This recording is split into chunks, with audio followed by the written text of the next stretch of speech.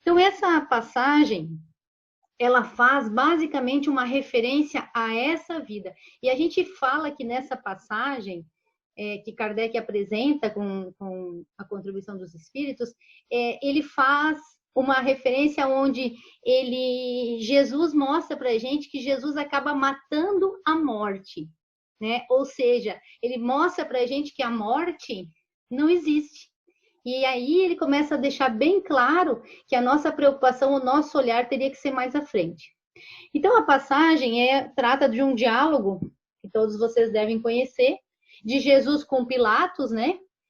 E Kardec faz só um recorte ali no Evangelho, ele traz só uma pequena parte, e esse diálogo se trava então com relação à discussão, onde Jesus é trazido para Pilatos e é solicitado que ele tome uma posição com relação ao que fazer com aquele infrator, né? Aquela pessoa que se diz o rei dos judeus. E aí, quando Pilatos questiona Jesus, então, tendo entrado no palácio, né? E ele pergunta: és o rei dos judeus? E aí Jesus responde-lhe: meu reino não é deste mundo. Se meu reino fosse desse mundo, a minha gente houvera combatido para impedir que eu caísse nas mãos dos judeus. Mas o meu reino ainda não é daqui. E aí Pilatos pergunta a ele, então: mas és ou não rei? E aí ele responde: tu o dizes. Sou rei, não nasci e não vim a esse mundo senão para dar testemunho da verdade. Aquele que pertence à verdade escuta a minha voz. Então, só nesse pequeno recorte que Kardec faz, a gente consegue trazer uma série de referências importantes e pilares da nossa aprendizagem, daquilo que nos norteia como espíritos eternos que somos. E é com isso que eu gostaria de conversar com vocês hoje. A primeira situação que a gente pode abordar aqui é com relação o apontamento de Jesus de que realmente não há possibilidade de nós entendermos como esta a nossa vida. Quando ele se refere a essa questão de que o reino não é desse mundo, e aí ele coloca de uma forma muito lógica: se o meu reino fosse desse mundo, eu teria aqui pessoas a me defender. Que não é o que aconteceu. Eu estou sendo entregue a você. Se eu fosse um rei desse mundo, eu teria os meus súditos combatendo agora para me defender. Então, de uma forma muito lógica, ele coloca a Pilatos essa questão. Tanto não é desse mundo o meu reino, que aqueles que me defendem não me defenderam. Ele está muito distante dos súditos que aqui se encontram, que somos nós. E ainda hoje ele se encontra muito distante, ou seja, o reinado de Jesus, com os iguais a ele, não é aqui conosco. Com certeza não é aqui conosco. Então, o primeiro ponto que nós devemos pensar é, lá no Evangelho segundo o Espiritismo, Kardec, de forma brilhante, divide essa citação em três e apresenta três pontos muito importantes. E esses três pontos importantes, o primeiro deles é isso que eu já trouxe para vocês agora, com relação à vida futura. O apontamento primeiro que Jesus faz com essa fala, o que ele significa, o que ele está dizendo quando ele fala que ele não é rei deste mundo? Significa que este não é, na verdade, o nosso mundo real. O reinado a que ele se refere é numa vida futura. E essa vida futura, Kardec aponta, então, lá na primeira parte do Evangelho, onde ele fala da vida futura. Então, Jesus se refere a essa vida como uma meta que nós deveríamos ter. Quantas vezes no nosso dia a dia nós lembramos, por exemplo, que somos espíritos eternos?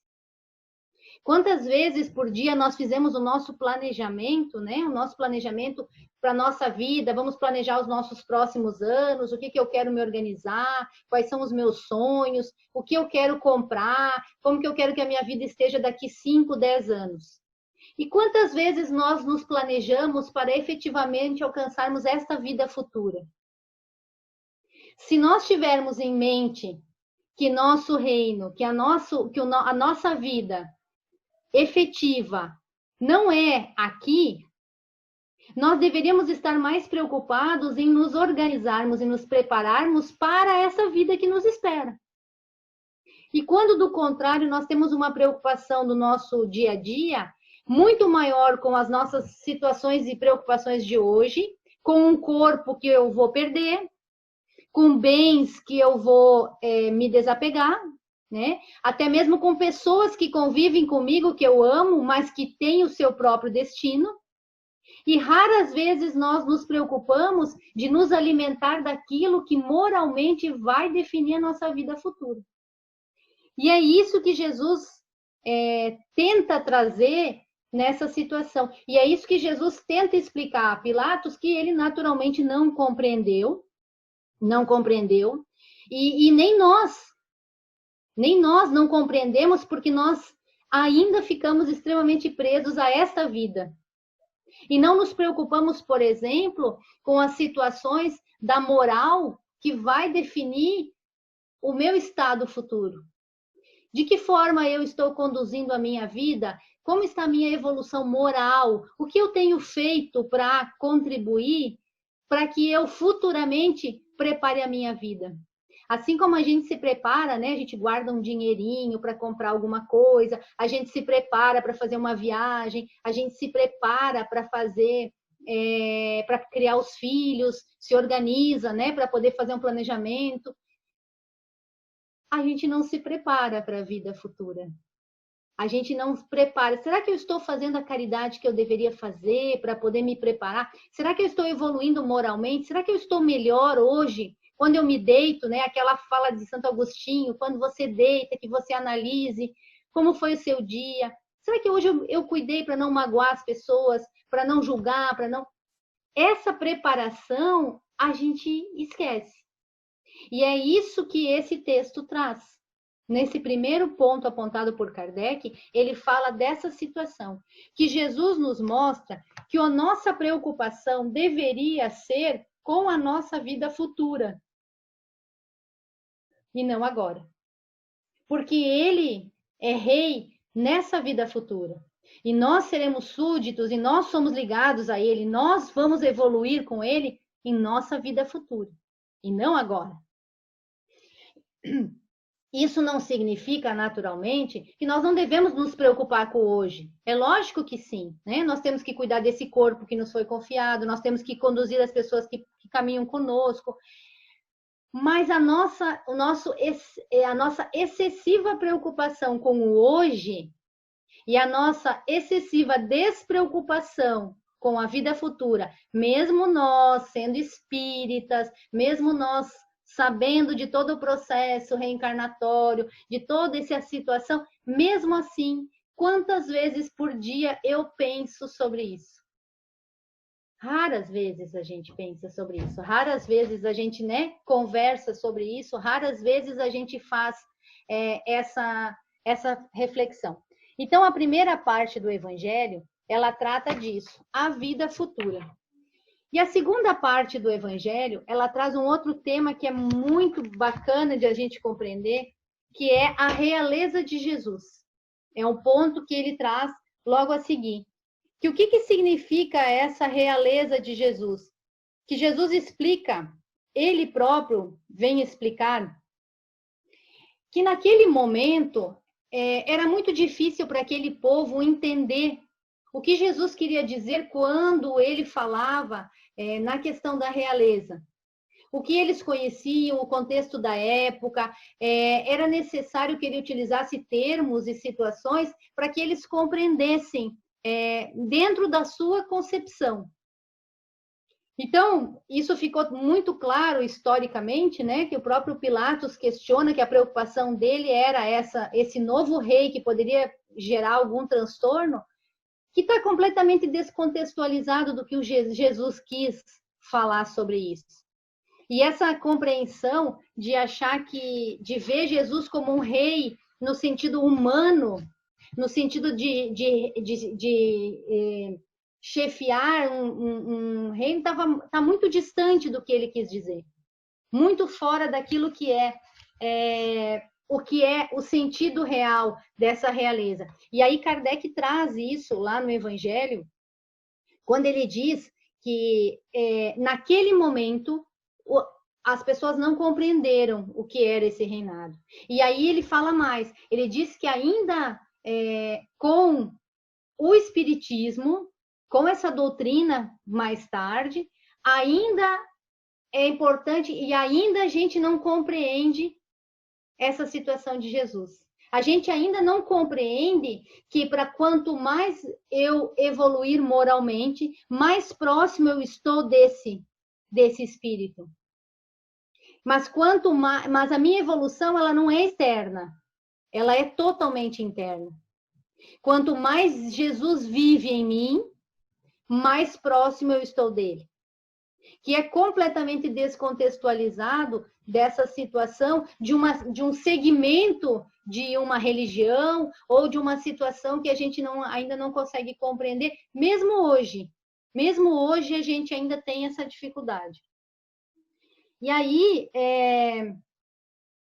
eu acho interessante da gente refletir, né, como Jesus até foi irônico nessa fala, quando ele disse que se ele realmente fosse o rei, as pessoas não teriam entregado, estariam defendendo.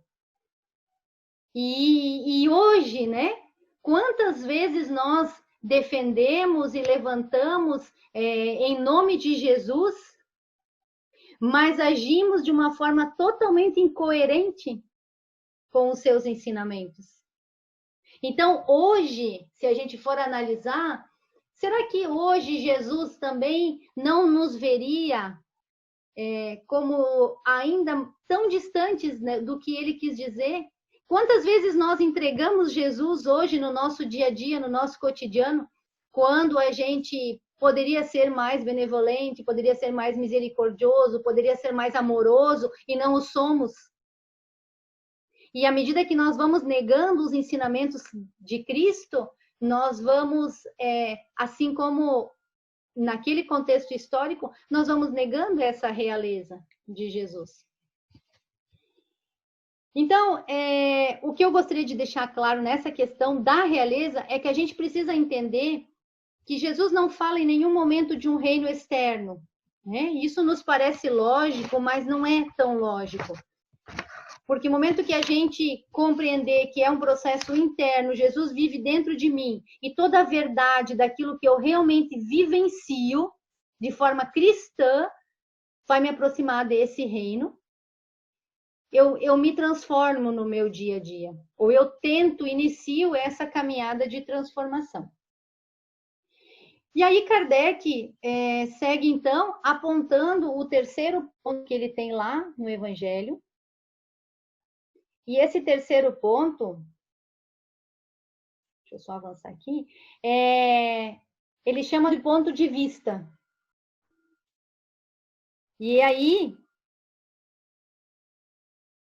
a gente reflete, será que nós compreendemos ainda hoje a vida futura?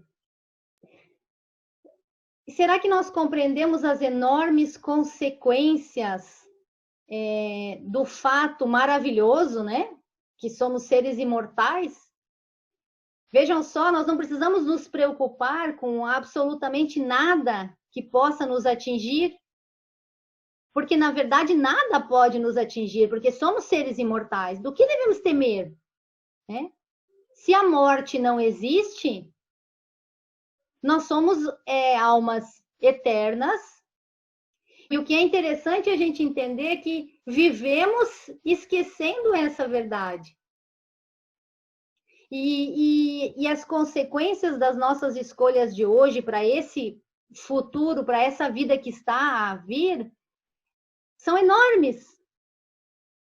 E muitas vezes nós não nos damos conta dessa situação. Então, a forma que nós sucedemos, que nós encaramos a vida hoje, a vida terrestre, ela vai definir para nós a nossa vida futura. Se a gente realmente compreender essa verdade, nós ficamos impelidos numa situação de uma transformação cotidiana. Cotidiana. Sem esquecer as nossas atribuições normais aqui no planeta Terra, nesse plano espiritual que nós vivemos, mesmo assim, se nós compreendermos que hoje eu defino pelas minhas atitudes o meu porvir, porque a gente tem uma preocupação sempre bem grande com o que aconteceu, né? É uma curiosidade natural, a gente quer saber por que hoje eu estou passando por isso, qual é a minha situação. Poxa, então eu gostaria de saber, as pessoas elas falam muito, muitas pessoas procuram as casas espíritas no sentido de compreender por que eu estou passando por essa dificuldade hoje, o que será que eu fiz, o que me aconteceu, enfim.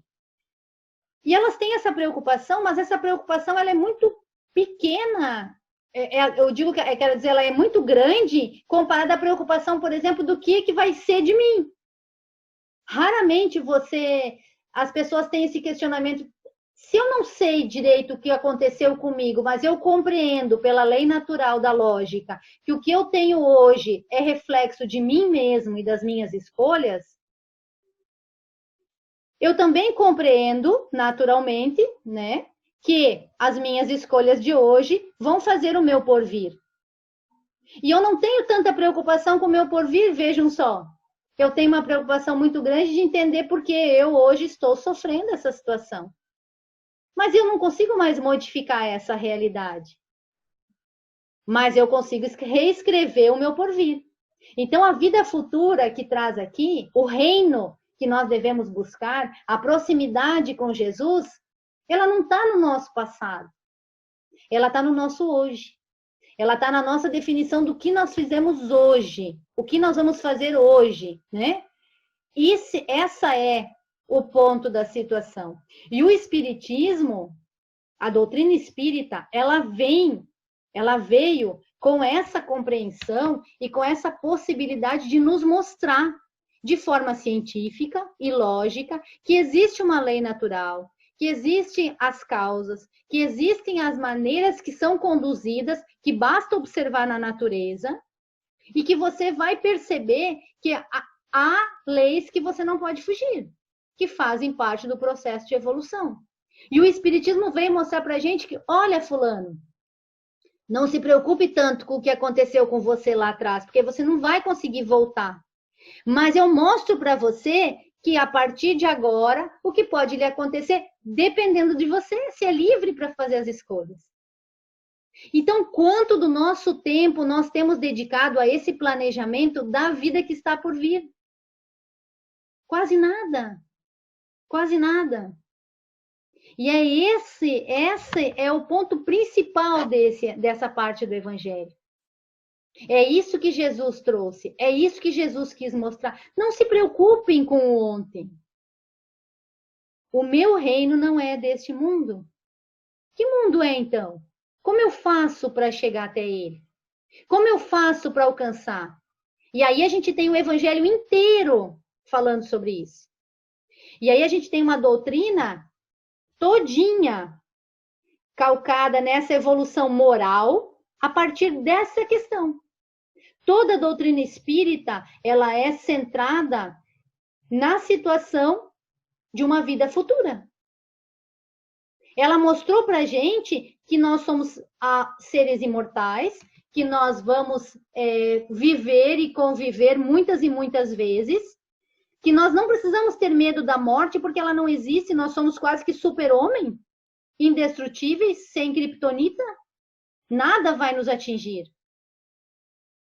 Então, nós precisamos nos preocupar com esse fortalecimento daquilo que eu vou viver. E é isso que a gente aborda aqui, nessa situação. Então, dentro de todo esse contexto, que depois eu gostaria que vocês lessem com calma, e todos vocês devem conhecer essa passagem do Evangelho, mas é interessante porque cada vez que você escuta alguém falar, ou cada vez que você lê de novo, e cada vez que você está num contexto de vida, você compreende diferente. Né? Isso é a riqueza dos Evangelhos. Porque o Evangelho ele é sempre igual, mas você está diferente. Então, quando você lê, você tem uma outra compreensão. E isso é muito bacana, porque o ser, ele muda o tempo todo. E a gente vai mudando o tempo todo. Então, muitas vezes o aprendizado naquele momento não é adquirido. Mais para frente você pensa, poxa, agora que eu estou entendendo aquilo. Então, isso é muito natural. Então, eu convido vocês a fazerem de novo essa leitura do Evangelho, nesse capítulo, para que vocês tenham as suas impressões dessa situação. Mas eu deixo para vocês essa reflexão no sentido de vocês pensarem nessa vida por vir, nessa vida futura que Jesus aponta ali de forma muito clara, muito interessante. E algumas coisas também que eu queria chamar a atenção, nessa fala de Jesus, quando ele diz que se fosse desse mundo, ele teria ali pessoas que estariam próximas a ele, e ele não seria entregue, ele aponta a questão da fraternidade. Ele aponta muito forte essa situação de que o seu reino é um reino fraterno, é um reino de fraternidade. Quantos de nós será que estamos sendo fraternos uns com os outros no dia a dia? E a fraternidade, ela faz parte do ensinamento cristão. Então, é necessário que a gente tenha essa postura. Não é hoje, não pode ser mais à frente, porque é hoje que eu reescrevo, né? Essa é a minha situação. E aí, lá nos comentários de Kardec, ele aponta também essa questão de que se nós não tivermos clareza e enxergarmos essa vida futura, como nós enxergamos, por exemplo, o fim da pandemia, como nós enxergamos, por exemplo, a temporada de verão que está iniciando, ou seja, a gente está sempre com foco em alguma coisa lá na frente, né? Como a gente enxerga, sei lá, o ano que vem, como vai ser em março, enfim. A gente sempre tem uma meta, a gente sempre tem um olhar para frente, né, no calendário.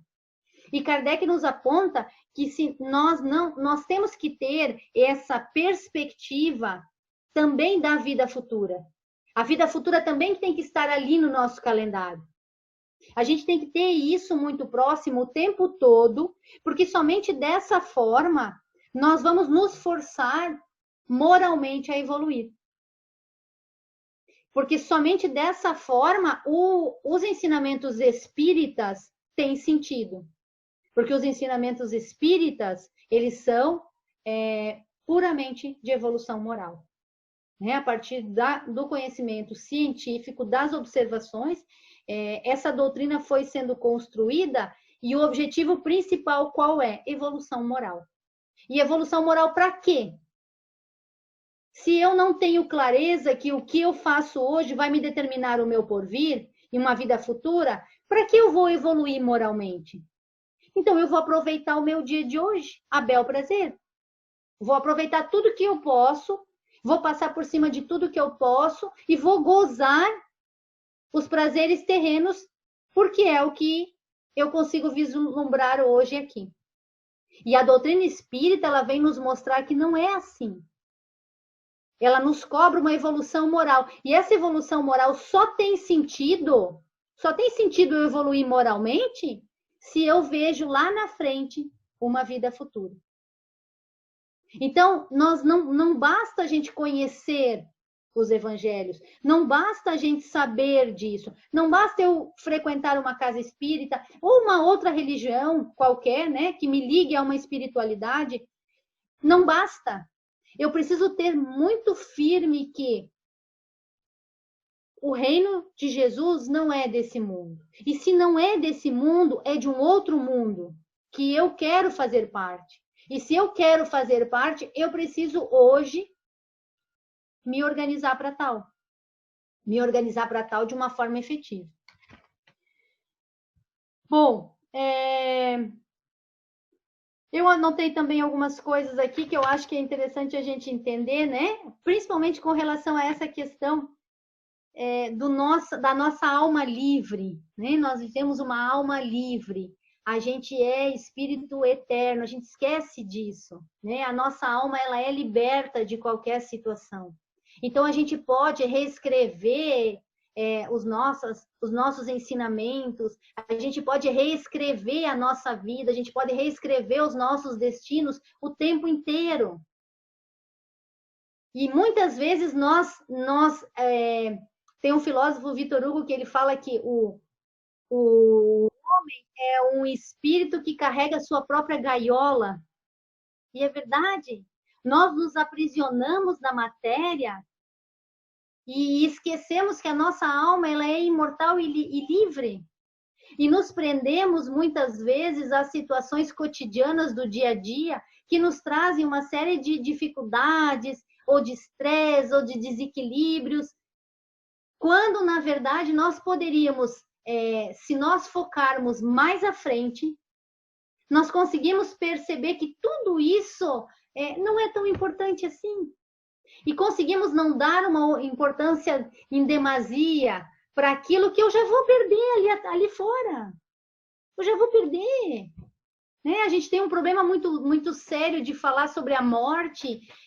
As pessoas não gostam de falar sobre a morte, as pessoas acham que faz parte da nossa cultura. E, na verdade, a gente tem que saber que a morte ela não existe. Existe um momento que você vai transcender a tua matéria, essa matéria que está aí. Então, ok, beleza, esse ensinamento tem que ser construído, mas quanto você está dando de importância para essa matéria que é lógico que você vai perder. E quanto você está dando de importância para essa alma que vai deixar a gaiola e vai se libertar para uma outra situação. Então, essa fala de Jesus, ela tem que nos acordar para essa situação. Não é aqui que a gente deve focar. Não é aqui que nós devemos investir tanto da nossa situação. Não significa que nós não temos compromisso aqui. Claro que temos, porque é aqui que eu vou construir o meu porvir. É aqui que eu vou fazer a minha história. É aqui que eu vou definir os meus caminhos. É aqui que eu vou realmente aprender e evoluir para construir uma nova história. Porém, eu tenho que ter esse foco. E é isso que muitas vezes nós nos perdemos no meio do caminho. É nessa situação de uma compreensão muito grande para aquilo que não é tão importante. Né? Nós limpamos demais a gaiola e esquecemos de libertar esse pássaro. Esquecemos de deixar ele livre. Esquecemos de abrir a porta. Esquecemos de deixar um pouco de lado essa matéria. Aquilo que é material que não é tão importante, tão necessário.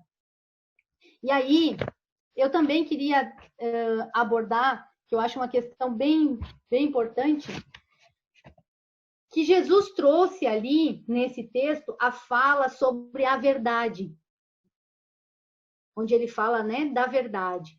E o que seria essa verdade? Né? Quando a gente fala da palavra verdade, que ele foi trazendo essa verdade e hoje a gente consegue compreender que Jesus ele foi testemunha efetiva, né? Ele testemunha a verdade, é a fala dele nesse texto. E ele testemunha a verdade e a pessoa que vai ser testemunha, ou seja, ela só pode, né? No jurídico é um termo que se utiliza no sentido de que você só pode testemunhar aquilo que você realmente presenciou, né? Então a testemunha ela não pode emitir opinião, ela só vai testemunhar aquilo que efetivamente ela viu. Então Jesus nessa fala ele se proclama testemunha da verdade, de que esse reino existe, é um outro reino. E ele vivenciou isso. E depois ele retorna para a gente nos livros das obras de Kardec, através de um espírito de verdade, onde ele reforça e ele traz novamente esses ensinamentos que ele transformou e trouxe na prática e que a gente ainda hoje tem tanta dificuldade de compreender, né? E que é lindamente apresentado no Evangelho segundo o Espiritismo, que é uma obra que traz o testemunho da verdade vivida por esse espírito extremamente evoluído aqui conosco.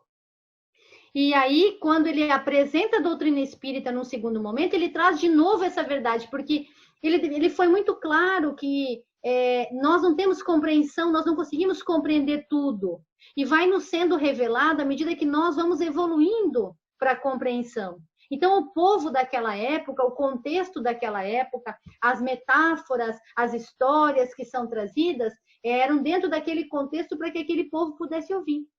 Depois, Em 1857, quando se começa as obras da doutrina espírita, que Kardec faz esse trabalho lindamente com os espíritos, essa pesquisa científica, que essa obra, ela é o complemento desse trabalho, porque nós já tínhamos capacidade de discernir mais coisas, nós tínhamos já uma compreensão maior. E essas obras trazem o espírito de verdade, trazendo novamente, reforçando aquilo tudo que foi vivido lá, naquele período de Jesus. Então, é uma verdade que vai vindo aos poucos para nós. Nós não sabemos tudo, nós não temos compreensão de tudo, nós não conseguimos ter ainda. Mas vai nos esclarecendo. Mas o que nós já sabemos, nós temos obrigação de vivenciar no nosso dia a dia. Nós temos obrigação de tentar transformar isso, assim como Jesus fez, em história vivida, em vivências, em memórias que vão construir a nossa evolução moral. E nessa situação, eu acho bacana da gente pensar, né, um filósofo também que traz uma fala que eu acho assim que cabe muito aqui, que é Descartes, né, que é o precursor do espiritualismo, um dos precursores na filosofia do espiritualismo, dessa conexão com o divino. E Descartes, ele fala que mesmo que a gente não saiba tudo, mesmo que a gente tenha compreensão, né, que não saiba tudo, a gente deve fazer aquilo que depende de você, aquilo que é seu, que é o seu ato do dia a dia, aquilo que é só seu, você deve fazer com muito amor. Aquilo que depende de você, você deve fazer da melhor forma possível. E aquilo que não depende de você, que é além de você, que é externo de você, você deve aceitar e alegrar-se com aquilo que você não pode transformar. Por quê? Porque quando você compreende que você faz parte de todo um equilíbrio, de toda uma lei, é porque está tudo certo como tem que estar. Tá tudo certo. E quando a gente fala, né, Deus quis assim, beleza. A gente ainda tem aquela construção de achar que Deus quis no sentido de que eu não posso fazer nada, faz parte, eu sou, na verdade, um fantoche. Não.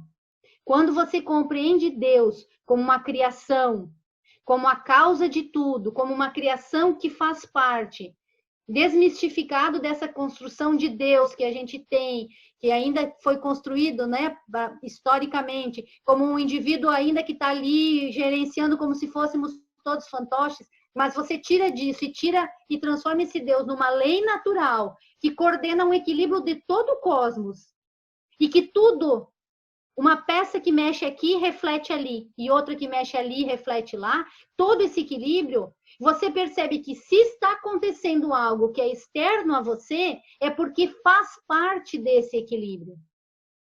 E você não tem o poder naquele momento de modificar aquilo, mas você faz parte disso. Então, a tua postura frente a esse momento vai fazer a diferença. Por isso que Descartes fala que aquilo que depende de você, faça o seu melhor. Faça o seu melhor. E aquilo que não depende de você, aplique um dos maiores ensinamentos cristãos, que é a resignação. E quando a gente fala resignação, a gente fala da resignação, da humildade, do pacífico. Muitas pessoas na história confundiam isso com a acomodação, com o vitimismo, e não é.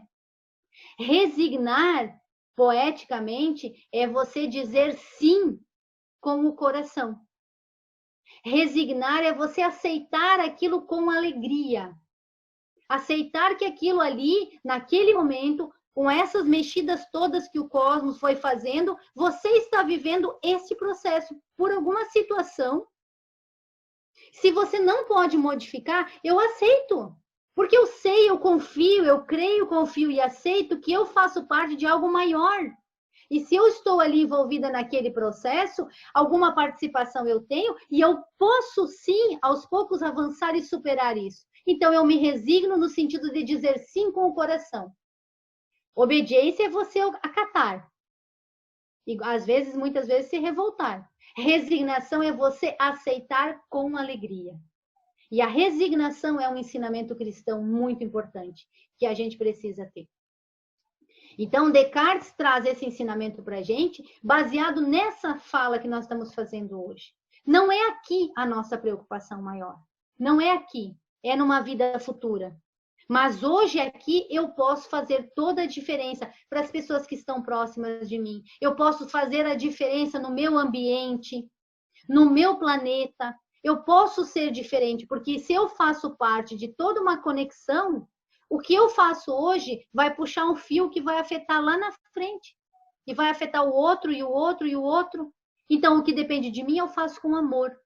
Aquilo que eu não depende de mim, está envolvido em mim, eu aceito. Porque eu creio e confio que eu estou muito maior do que simplesmente a minha vontade. Eu faço parte de algo maior. E se eu estou inserida nesse processo, por alguma situação eu tenho. Então, a minha resignação é com alegria. E aí, para a gente finalizar, eu acho que um dos principais ensinamentos, e daí como a minha formação é na área da filosofia, eu preciso trazer para vocês, que é um ensinamento socrático, o ensinamento de Sócrates, quando ele foi ser julgado em Atenas, e ele tinha que fazer o discurso dele, dizendo a sua própria defesa. Uma defesa que, na verdade, não existia, porque, na verdade, ele já estava condenado, né? Mas, como todo filósofo socrático, ele aproveitou o momento para fazer a sua defesa. E ele próprio se defendeu, e aí ele traz um discurso que ficou muito famoso, e nesse discurso da sua defesa, ele diz que ele é considerado o homem mais sábio de Atenas. Ele é o homem mais sábio. E aí ele diz que um deus, uma deusa, na verdade, determinou e informou a ele que ele era o homem mais sábio de Atenas. E ele não acreditava nisso, achou que não era correto, e como todo filósofo questionador, ele foi em busca da verdade, que ele considerava verdade. E aí ele procurou vários homens, vários sábios em Atenas, para verificar se não haviam mais sábios mais inteligentes que ele. E aí ele procurou toda a classe de atenienses que vocês podem imaginar no contexto histórico da época, né? Sapateiros, que eram considerados especialistas nas suas áreas. Então, os sapateiros, os matemáticos, enfim. E aí, a cada um desses, ele concluiu que ele conhecia, esse indivíduo, ele conhecia muito, ele era muito sábio na sua área. Ele era muito sábio na sua prática. Mas que ele desconhecia, ele achava que sabia coisas que, na verdade, ele ignorava. Então, o sapateiro, por exemplo, era um homem especialista na sua área e achava que com aquilo ele sabia de tudo. E Sócrates viu que ele, na verdade, desconhecia muitas coisas. E assim ele viu com vários homens. E aí ele chegou à conclusão, e ele finaliza o discurso dele dizendo isso, que realmente a deusa tinha razão, que ele realmente era o homem mais sábio de Atenas. E eu era simplesmente por uma situação, porque ele tinha plena consciência de que ele ignorava muitas coisas, que ele não sabia tudo. E que o fato de não saber e a consciência de que eu não sei, que há algo maior, que há algo muito mais a descobrir e que eu estou pronto para isso, porque eu tenho a postura de não saber, me torna sábio. E aí ele finaliza o discurso dele. E com essa situação, é isso que nós devemos ter muita clareza na nossa construção do dia a dia. Nós precisamos compreender e acreditar e confiar que fazemos parte de algo maior e não ter a pretensão de compreender e entender o que é tudo isso. Mas nós temos que ter a consciência de que desconhecemos muitas coisas, mas que aquilo que cabe a nós transformar e aquilo que eu já consigo entender, eu devo fazer com muito amor. Eu devo fazer com muita alegria. Eu devo fazer o planejamento daquilo que eu quero viver. Muito mais do que a gente viver uma vida de 80 anos, 90 anos, às vezes menos, né? Com todo um planejamento terreno, com todos os gozos e as alegrias que todos nós queremos viver com saúde, com dignidade, com respeito. E nos cabe isso, buscar essa situação, mas assim como Sócrates, nós devemos ter consciência que a nossa vida é muito maior. E que a nossa preocupação não deve ser tanto esses gozos terrenos e essa nossa vida de hoje, mas sim a eternidade. Um espírito eterno que vai viver eternamente naquilo que ele construiu. Então, a minha preocupação moral, a minha evolução de todo dia, o meu amor ao próximo, a caridade que muitas vezes eu deixo de fazer porque eu não tenho tempo, porque eu estou preocupada com as minhas coisas terrenas, aquele carinho, aquela palavra amiga que muitas vezes eu não faço.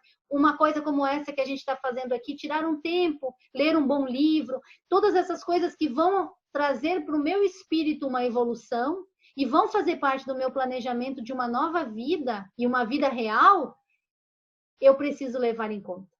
Eu preciso ter isso muito claro.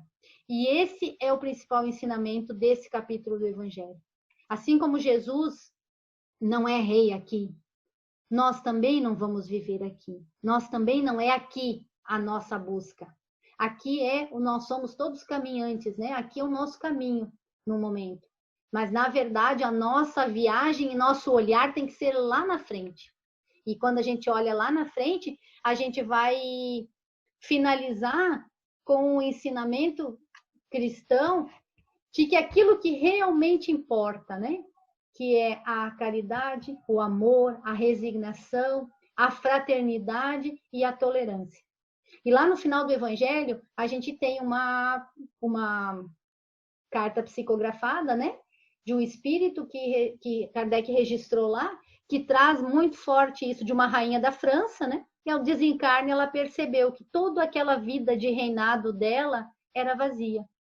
E que muitas vezes espíritos que ela considerava na Terra muito menos que ela, eram muito mais evoluídos. Porque valorizaram aquilo que realmente dignifica o espírito. Aquilo que realmente nos faz ser diferente na nossa vida futura. Muito obrigada, gente. Foi um prazer. Que a gente possa refletir, todos nós, né? Sair um pouco do nosso dia a dia tão tumultuado e tão envolvido na matéria, e que a gente possa tirar um tempo para cada um de nós garantir essa nossa vida futura de uma forma mais leve, mais amorosa e muito mais feliz. Obrigada, gente. Foi um prazer.